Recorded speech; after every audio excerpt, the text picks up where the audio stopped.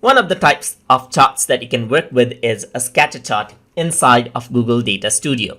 So in order to work around with that, I'm going to click on add a chart, and then I'm going to go around over here and bring in this bubble scatter chart right here. Then this is what you have, as you can see. So all of the bubbles are here, and you can see that there's the different consoles right here. And based on the number right here, just like this, then based on the price, you can see it bigger in size as well.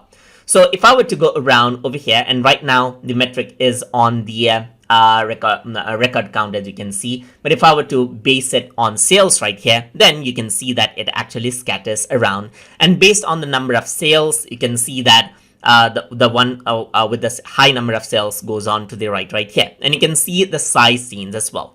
If you want another type of scatter chart, you can go to add a chart right here, go to scatter, as you can see, click around over here, and you can see that this is what you have.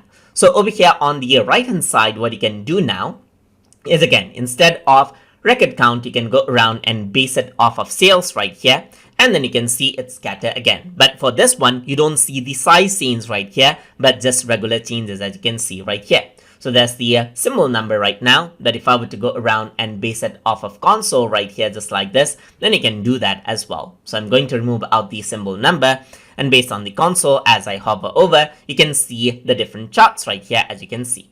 So just like that, you can work around with scatter chart to display out your data in a scattered graph inside of Google Data Studio.